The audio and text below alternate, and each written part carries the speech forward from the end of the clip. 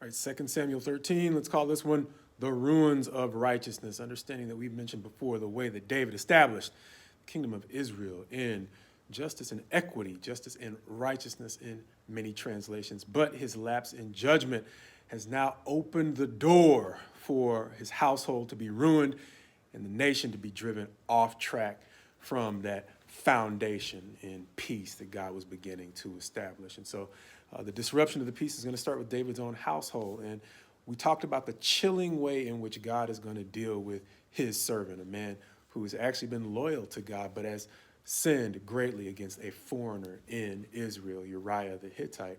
And in response to David's sin against Uriah the Hittite, the first thing we're going to seem to see is the way in which God is going to remove a hedge of protection from around David's household, understanding that later on in Job, when Satan is discussing Job with God, he's going to talk about, does he serve you for no reason? You have a hedge of protection around him. And that concept is going to come up again and again in the story of the Bible, even if it's not specifically described as a hedge of protection.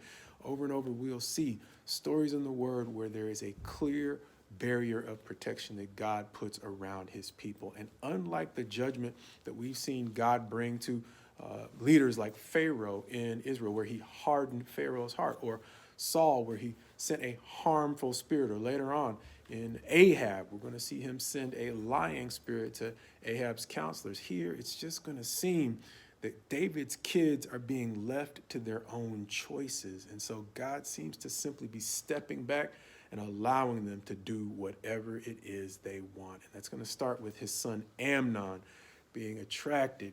And he's going to say not just attracted, but in love with his sister Tamar, who is actually the biological sister of his brother by another mother, Absalom.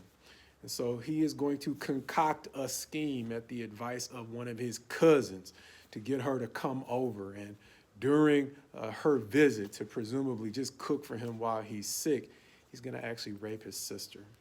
And so she is going to leave no longer a virgin, in tears. And because it doesn't seem to be the best kept secret in Israel that Amnon lusted after, and possibly, maybe, in some twisted form, loved Tamar, Absalom, when he sees his sister, he's going to ask right away, was it Amnon?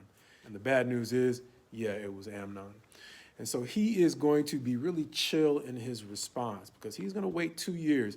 The word's going to say, saying neither good nor ill to Amnon, but at the right time, he's going to lure him over to his house. He's going to get him full of drink, and he's going to command his servants, when Amnon's guard is down, to kill Amnon.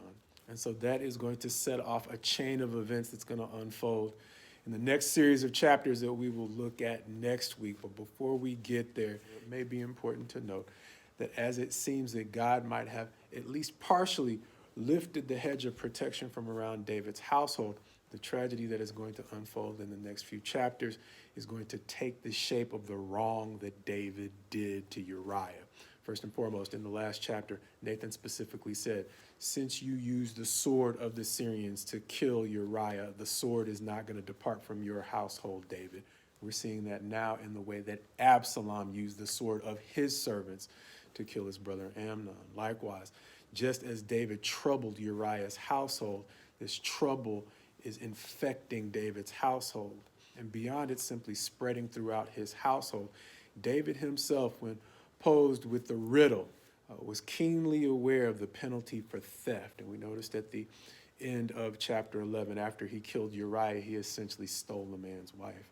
So just as David has identified that the thief in Nathan's story deserved to make restitution fourfold before losing his life, we're seeing that David has not only lost his first son to Bathsheba, he has lost Amnon, and he is eventually going to lose Absalom. And in addition to those three, he now has a daughter that is irreparably scarred. So understand, we may be getting a view into the ways in which, absent God's hedge of protection, David's children are simply self-destructing, which is a sobering reminder to us that even though God's presence in our lives may sometimes seem restrictive, righteousness may involve seeking the wisdom to understand what freedom from God actually looks like, and moreover, trying to maintain the kind of relationship that would encourage him to keep a hedge of protection around our families so that we don't self-destruct.